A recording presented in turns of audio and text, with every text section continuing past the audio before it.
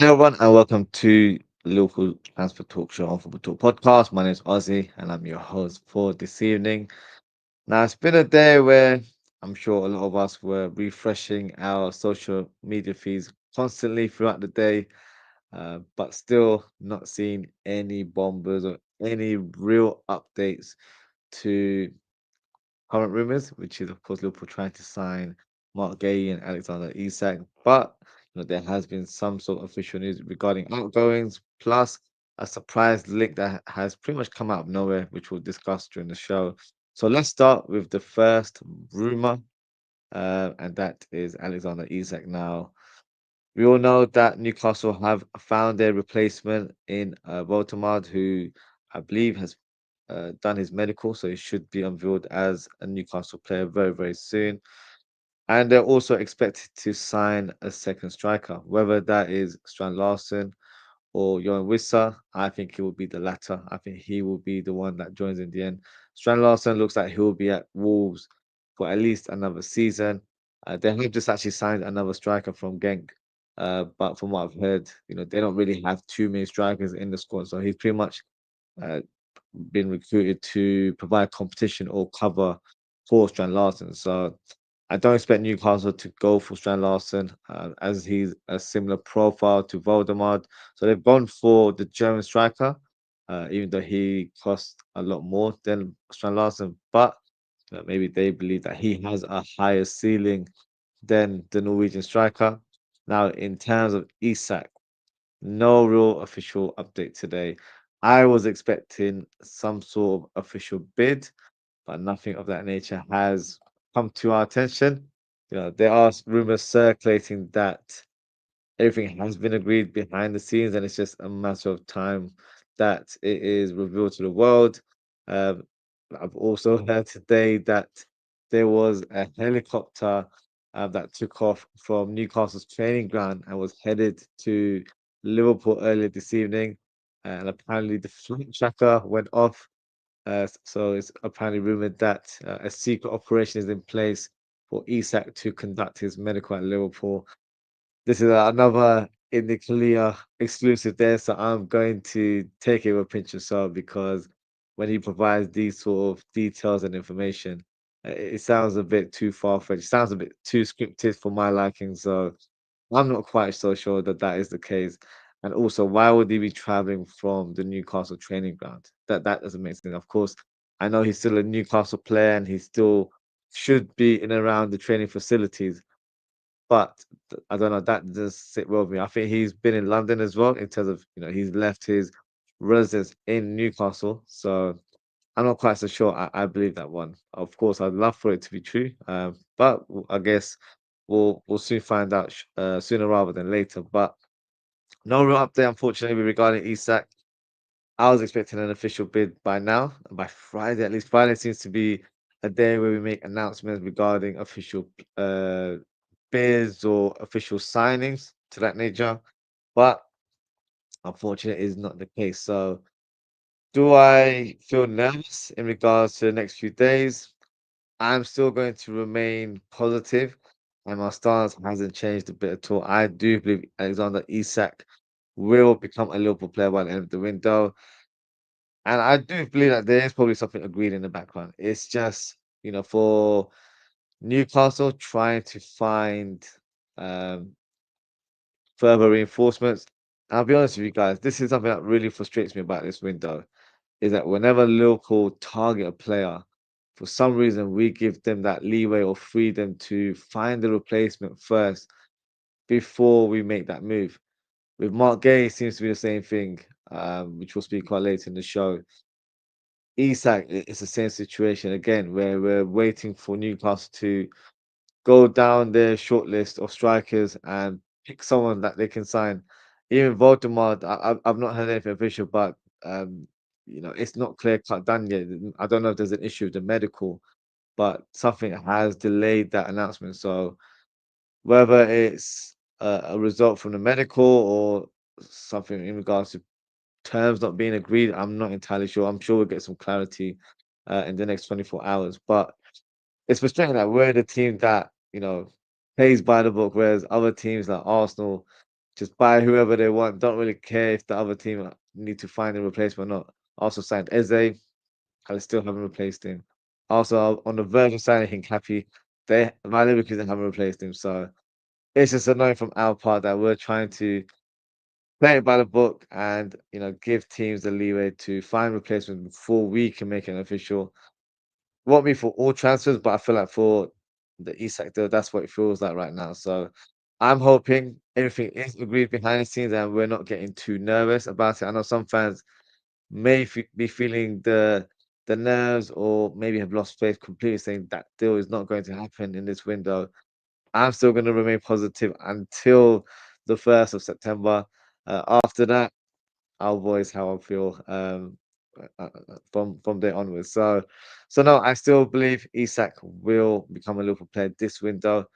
Hopefully, we get an announcement sooner rather than later because time is running out. Monday is the deadline, so hopefully we get some official news very, very soon. Now, in terms of official news, we pretty much got one earlier on today, and that is regarding Kostas Tsimikas. Now, he is authorized to travel to Roma in order to finalize his medical. Everything has been agreed between Liverpool and Roma in regards to the loan deal. Roma will cover his salary until June, as Tsimikas really wanted this move. So for me, it's a good move for the player. He's joining a very established club in Roma. I think he'll enjoy the lifestyle that Italy will provide for him. So it'll be a different way of living, but also even in terms of the football, it'll be slightly different to the Premier League. It'll be less intense, less physical, and played at a less frantic sort of speed as well. So I think it's a good move for him. It's interesting that it's only a loan deal, so that would mean that he would return to Liverpool next June. With this current deal, there is no obligation to buy or even an option to buy. So it could be where Tsimikas is regarded as a squad player for next season onwards because Andrew Robertson is on his final year of his current contract. So it'll be interesting to see, is this the end of Tsimikas or will Tsimikas return at a later stage? So only time will tell. But for the player, I think this is a great move. It'll be a great challenge for him to test his abilities in Serie A. And yeah, from Football Talk Podcast, we do wish him all the best. And another bit of official news is McConnell. So Ajax have signed the midfielder from Liverpool on a season-long loan. He's just actually signed a long-term contract with Liverpool, and after that, he's been given permission to join on loan to the Dutch side. Similar scenario to Yaros, who's of course at Ajax as well. Both players will be reunited with their coach in John Heitinga. Now, in terms of the deal, I think it's a good move for James McConnell. I always felt like he needed a move on loan just to get accustomed to playing real men's football. And I feel like, the championship would have been a good move as well, but maybe the Ajax move just felt a bit more appealing to him in terms of the history and the heritage of the club, but also moving to the Netherlands and playing in the Dutch league. I think it will only enhance his playing ability. It will help him develop his technical ability even further. He'll be playing under a coach that he has known for the last 12 months in John Heitinga. So I think it's a great move. I think it's a great move for his development. He'll be able to test himself in a different league, uh, learn a new language, new environment, new scenarios. So, uh, of course, very sort of alienated move for him because he's moving over to another country. But I feel like this will be the move that can really help further his career in the long term. So for me, it's a good move. Um, it's a long deal, so he will be expected to return next year as well. So I'm excited in terms of how he performs there. As a player, I really rate. In fact, I probably rate him above, a couple of other players. I mean, for the likes of Stefan Bacic, I think McConnell is the better player. I think some fans may disagree, but I've seen enough of McConnell to suggest that he's got something about him. He's got great technical ability, and I feel like he just needs to play, with more experience and get accustomed to men's football because it's more physical, and I feel like that's something he's lacking. Of course, he's only 18, 19 years of age, so once he gets accustomed to the physicality of men's football, I think he'll be in a great position to have a great career going forward. So for me, it's a good move for James McConnell, and I think it's a win-win situation for Liverpool. And he's going to a very established club. Ajax are, of course, in the Champions League as well, so he'll be able to play European football this season as well. For me, great move for player and for both clubs in question, to be fair. Now, on to the next rumor, and that is regarding Marc Guehi.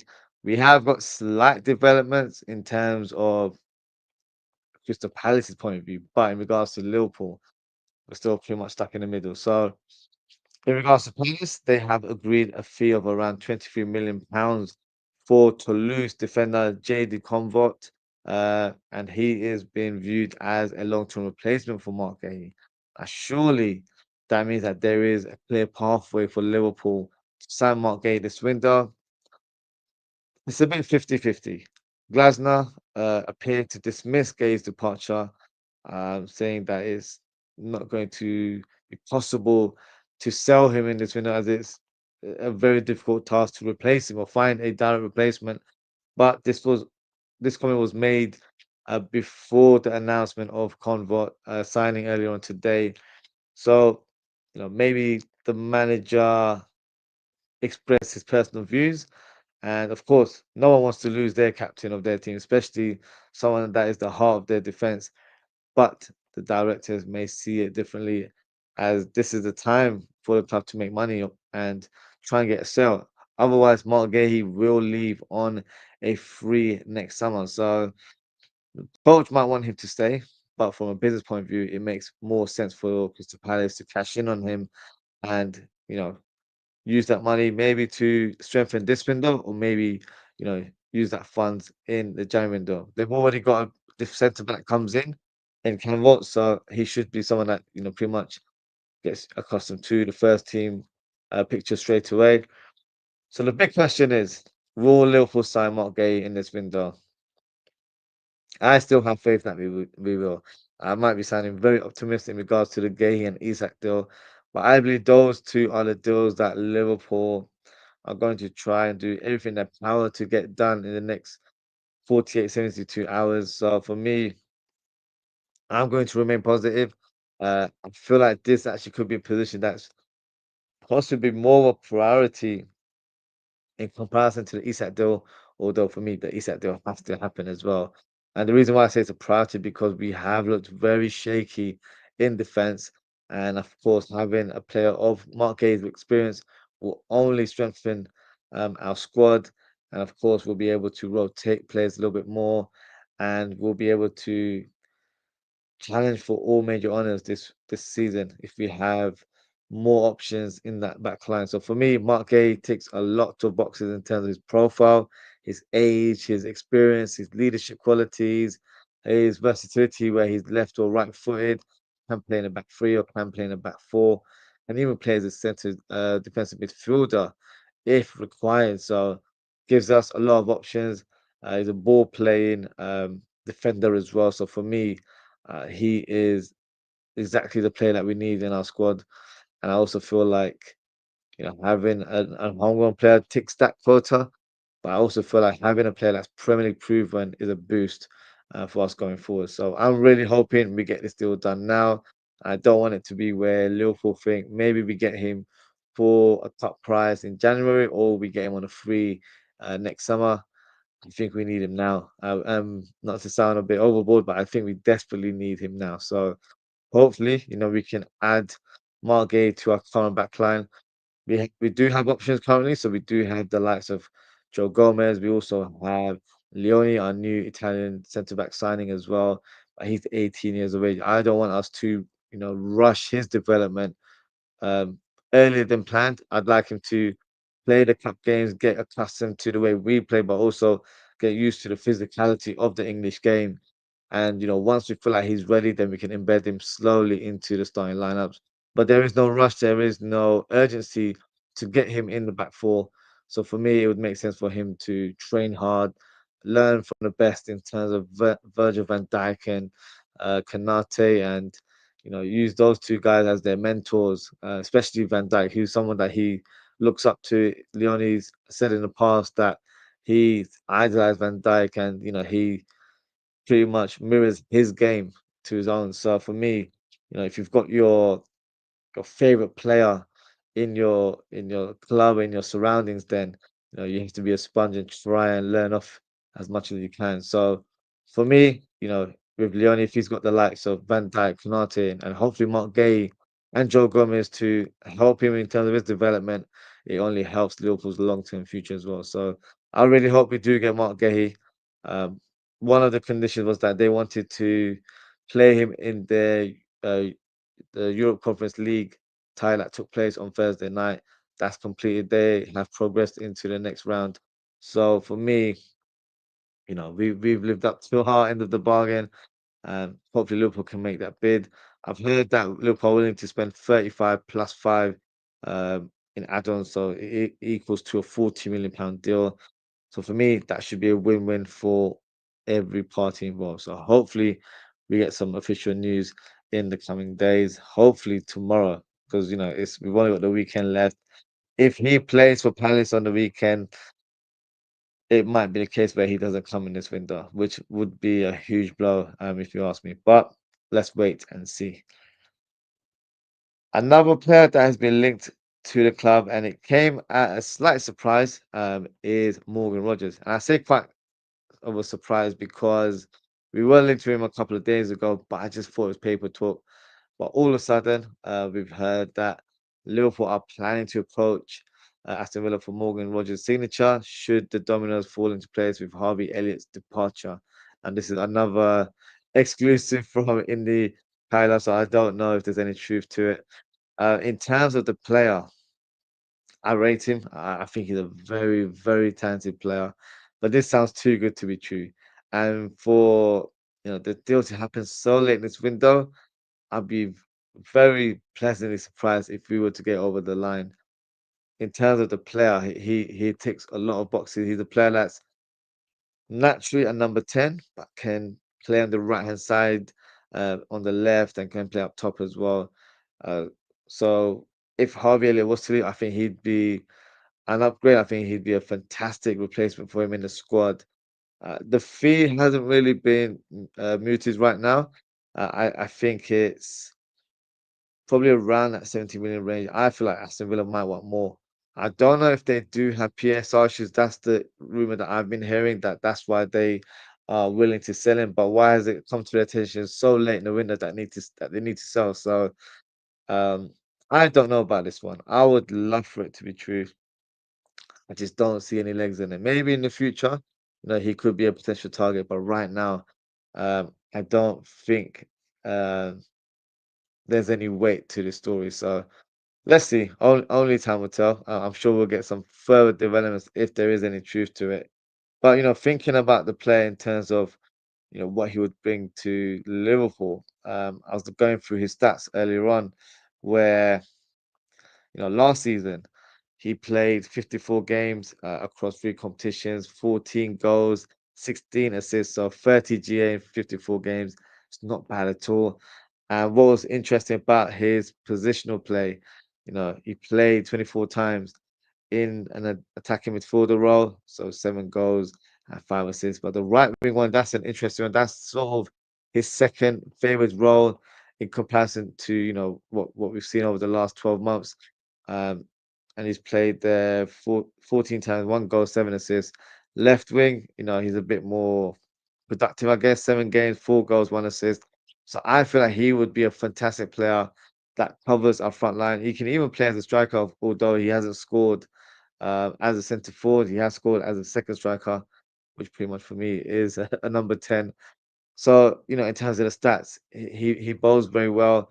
Um, if we need him in that number 10 or Florian Wirtz isn't available, then that would be another player that competes for that position. But I feel like he'll be great cover for Salah and could even challenge for Gakpo in a starting spot. If he's really, you know, mustered up in training and has shown his quality, then the coach feels like, look, we have to put him in the lineup. He could displace Gakpo in the team, if this rumor was to be true. So I'm not going to, go too heavy in terms of my research. We've seen him play for Villa. I watched a couple compilations today, and I just thought, yeah, he would be amazing for us as an addition to our squad. So if we get, I'm not discrediting Indy Kyler, but if we get, a real bomber from Ornstein or Fabrizio Romano that, there is genuine interest to sign Morgan Rogers, I would be over the moon. I think he'd be a great addition to our squad. But I'll be honest with you, I'm going to go with my gut instinct, and I feel like it's too good to be true.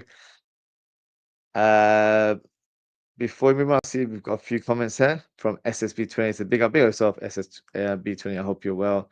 He said, bro, when is Isak coming? I'm hoping he's coming before Monday. I really think he's he's not even coming. I'm praying he is. I can't say for sure. I still am confident that he will eventually join Liverpool by the end of this window. I'm expecting us to make a bid tomorrow, if I'm being honest with you. It has to be done tomorrow. I've heard rumors suggesting that a deal has already been agreed in the background.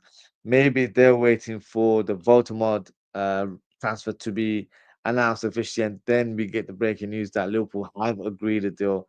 I don't think we'll be hearing like a bid has been placed. I think it'll be more so where it's been agreed. He's going to have a medical, and then hopefully it gets finalized on Sunday/Monday. So I'm still hoping that it will happen. Uh, we'll just have to sit back and just see what happens or see what unfolds. SSB28 says, I just can't see a record breaking transfer happening on deadline day. That's why I feel like something's been agreed in the background. It sounds too crazy that Liverpool have been in the picture and nothing's really happened. But at the same time, the irony of us being patient is that Newcastle weren't so patient with certain targets. They pretty much bidded twice for Strand Larson and almost unsettled the player. Pretty much did, to be fair, because his head was turned and he wanted to join Newcastle. But in the end, they weren't able to meet the valuation and then decided to go for another target. So, you know, apparently Liverpool have been unethical to their approach for Isak, but they've done the same thing with Strand Larsen, and they've also done it with Johan Wissa throughout the whole summer. So, there is a different level of hypocrisy when it comes to these approach made from certain clubs. But I don't think we'll place that bid on transfer deadline. It all has to be done in the weekend. And I expect it to be where a deal has been agreed. I'm not expecting it to be presented as Liverpool have placed a bid. I feel like it should have been confirmed between the two clubs. This is the offer. It's been accepted. Terms, I think, would have been discussed privately a long time ago. So I'm expecting official news in the next 24/48 hours. If not, I would be very concerned on transfer deadline day. But let's see what happens. Uh, just got a comment here from Oz and Kabak says, Yo, my guy, Oz FTP. Big up yourself, Oz and Kabak. I hope you're doing well. SSP28 says, dealing with these smaller clubs is a pain in the butt. It has been, I don't know why it's Liverpool. Like, when we make a push for these players, they're like, oh, hang on, like, let us find our replacement. Like, I don't know why we're being so nice. Like, if we want the player, just make that bid and make it happen. But they are literally prolonging it so much for us. So yeah, it's been quite annoying um, in terms of getting certain deals done. But hopefully, when it happens and when it's all said and done, then we won't be complaining too much. But right now, fans are nervous, and I understand it. I'm probably just a bit more positive because I just feel like it's going to happen. It's just more of a gut feeling than anything else. So I'm going to remain positive until Monday evening after 11 p.m. Once the window's closed, then you'll probably hear a bit of a run if it doesn't happen, but I believe it will happen in the end. So yeah, only time will tell. We'll just have to wait and see. Other comeback says this transfer window just keeps getting wilder. It does. Um, all sorts of happening as well. Like Arsenal signing Hincapie for me is just bizarre. He's a great player. I do actually rate him quite highly. Just a random one, isn't it? And then now we're hearing the name Morgan Rogers come into the picture, where possibly he could be signed if Harvey Elliott was to leave. So a lot is going on right now. So let's see what has happened or what is going to happen, I should say. SSB28 says, why are we waiting for Palace and Newcastle to find replacements? You have no idea. I feel like we're playing the Mr. Nice Guy role, and quite frankly, I don't like it. So, yeah, it's very, very frustrating. And when was the last time a huge bid was made over the weekend? It's very unlikely. That's why I feel like if it's going to happen, it's something that's been agreed in the background. Because the Baltimore transfer hasn't been made official. Correct me if I'm wrong. I did feel like I saw something earlier on today that I'm gonna have to go on Twitter and quickly find it now because I felt like I saw something that suggested that it might not be as straightforward as originally planned. So uh, let me see if I've saved it at all. No, I can't see anything right now. But once that gets made official, I'm hoping that we get some sort of clarity that, you know, Isak is literally close to joining Liverpool, and it's just a matter of time that it gets made official. So we'll have to wait and see. But yeah, it's been frustrating. Don't get me wrong. I've not liked the fact that we're being so patient and polite with certain clubs, whereas you see other teams that are more aggressive in the market. So yeah, it has been frustrating to watch. SSB20 says Gay plays on the weekend, gets injured, fails the medical. I bloody hope not. If he plays on the weekend, I would then have to suggest that he's not moving to Liverpool this window. That would be for me the sign there that he's not going to join us. And Glasgow was pretty much on the money where he said, "Look, he's too is indispensable for them, so they don't want to sell him so late in the window." But I'm going to try and keep the faith alive and suggest that he will be a Liverpool player by Monday. This is what can happen when you drag these transfers. It can. And with the game one, I don't know. It's a bit of a funny one because I think the summer block was probably like 5-10 million, which could have been, resolved a long time ago. So it's been quite bizarre in terms of why we've let that deal drag on. The Isak one, I think there's a bit more layers to that story because of the player and his stance against his current club and Liverpool just, watching it with popcorn. But right now, for me, I feel like we need to dash the popcorn away and just make that bid because right now it is getting a bit frustrating. But you know, we'll see. Once this all sort of clears up, we'll get clarity in terms of how our squad will look like, and then we'll also get the bigger picture in terms of how the other teams will end in terms of their final squads. Because Arsenal probably have about 10, 11 defenders, so I'm going to have to assess in terms of their options, and you know, they've got more strength and depth in the defense area than we have. So that would be the comparison between the two sides.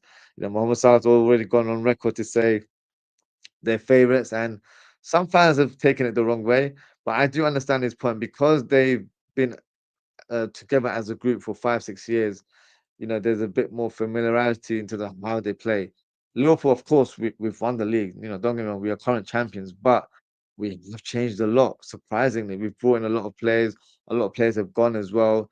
So we will have that sort of period, especially early in this season, where we need to wait and we need to let the players settle before they evolve together and really hit the ground running. So as long as we can, win games in these early phases, for me, that is the key thing. And then the football will come into fruition where we start playing, the type of football that Arsenal wants us to play. So we have to be patient this season, I think. A lot of players will be hit and miss, in my opinion. But now it just comes down to players getting used to each other, people getting used to each other's game, learning and building relationships on the pitch. So hopefully, it can happen very soon for us. SSB28 says, ironic, we are playing Arsenal this weekend because under Arteta, they have been known to drag transfers. Yeah, but they've been quite astute this window, especially with the last two deals, with, of course, one being concluded in Clappy, but the Eze one, they pretty much hijacked that deal and got that done very, very quickly. So, yeah, there is a bit of irony in terms of who we're facing this weekend. And Ozzy Kwan says Ozzy has believed that Isak deal was happening since day one. I have, so I'm going to remain uh, positive. I'm going to stick with my belief and my stance that Isak will be a Liverpool player by the end of this window. And before we close the show, there was some breaking news. It wasn't a transfer related news, it wasn't a bomber or anything to that nature. But we got an announcement that Andrew Robertson has been made vice captain at Liverpool Football Club. So my thoughts on his selection, of course, he's been selected on merit based on his experience and his leadership qualities and what he's brought to the team over the years. But for me, it's slightly strange, isn't it, that we've gone for a player who I don't think will be a first team player. I don't think he'll be in the lineup week in, week out. I think Kirkes will be ahead of him in that picking order.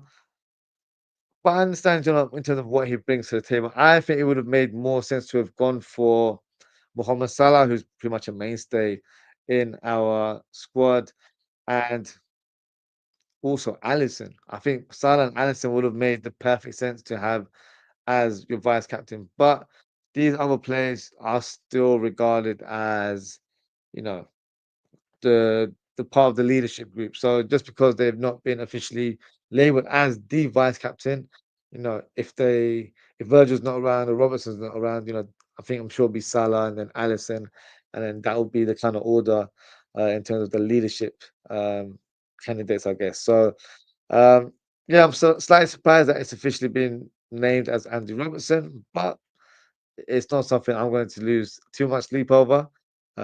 Robertson has great experience and he's probably a great mentor to the young squad. So yeah, it's not a bad appointment at all. But I would have liked or would have expected it to have been either Mohamed Salah or Alison Becker.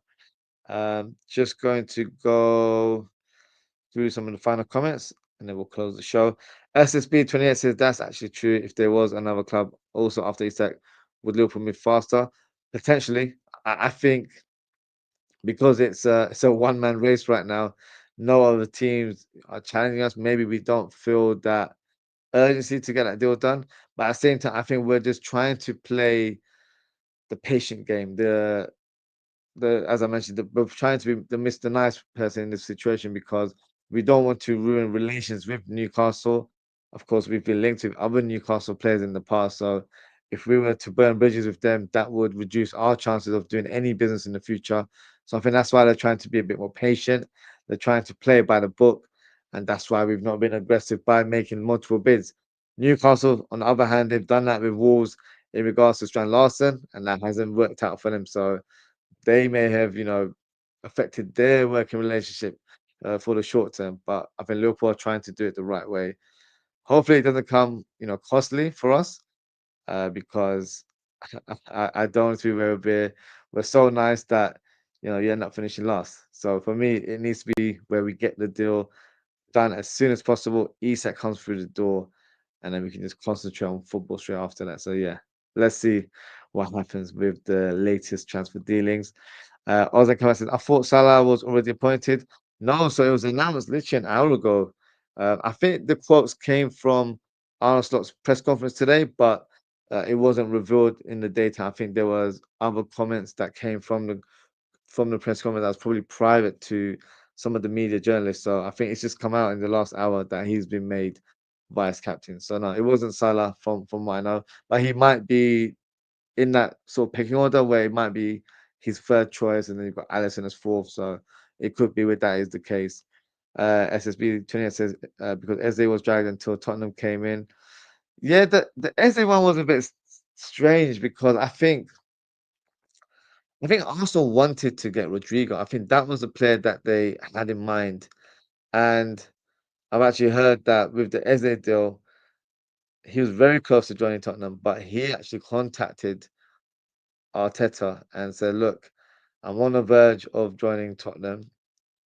Is there any possibility of me joining Arsenal? Because you guys know I'm a supporter. I've come through the youth ranks here. This is my club. So if there's any chance, let me know. Otherwise, I'm going to have to play for the rival, which is Tottenham. And after one meeting, I think between Arteta and the the transfer board, they pretty much made a bid right away. So that was from Eze that the move was material. I don't think he was their priority signing. I think they might have gone for Rodrigo, but Rodrigo's situation is a bit blurred right now. I'm not sure what's going to happen with him. So that's why it probably feels like it was dragged by Arsenal, but in fact, I don't think they prioritized him as a first choice signing. But in the end, it's worked out well, I think, because Eze gets his dream move back to his home club. And I think Arsenal have actually signed a very talented player that could unlock the doors for the likes of Gyökeres and other attackers in their team. So, yeah, it's a good signing, if I'm being honest. Other Kovac says, who starts at right back for you, Ozzy? I'm going to do a match preview of Liverpool versus Arsenal tomorrow. Time to be confirmed, so look out for that. In terms of your question, I might stick with Szoboszlai. I'm going to see because I haven't watched the press conference. I'm going to do that after the show, and then gather my notes and then speak about it in more detail tomorrow. But I would probably stick with Szoboszlai just because he had a fantastic performance there against Newcastle, and you know try and keep the team as close to what it was the other day and take it from there. Because I feel like with Bradley and Gomez, it's too soon to put them in the starting lineup. There would be good options off the bench, but right now, I don't think it'd be worth starting them, especially we've got the international break coming up soon. So maybe use that time to rest those players, let them continue their rehabilitation or their return to full fitness. And then once the international break is finished, we'll have Frimpong back by then, hopefully as well. So we'll have a bit more of a healthier squad after the international break. So for me, I would go with Szoboszlai with this one. Um, and it'll probably be a battle between him and Eze on that part of the pitch. So let's see, what the team is selected this weekend. But I'll be doing a match preview tomorrow, so do look out for that. And that is it for today, guys. Thank you so much for tuning in. Thank you to Ozen Kabak and thank you to uh, SSB28. I appreciate your engagement as always, guys. If you haven't already, please don't forget to like, comment, share, and subscribe to the channel. As I just mentioned, I will be doing a match preview tomorrow. Time to be confirmed. So, best thing to do is hit that notification bell so you know exactly what time I will be going live. And on Sunday, we will be doing a live watch along of Liverpool versus Arsenal, plus a match reaction show later that evening. So if you'd like to call in and have your say, a link will be available in the live chat. So feel free to hit that link and come on the show and have your say. So that is it for today, guys. Thank you so much for tuning in. Take care, stay safe, and I hope to see you all very, very soon.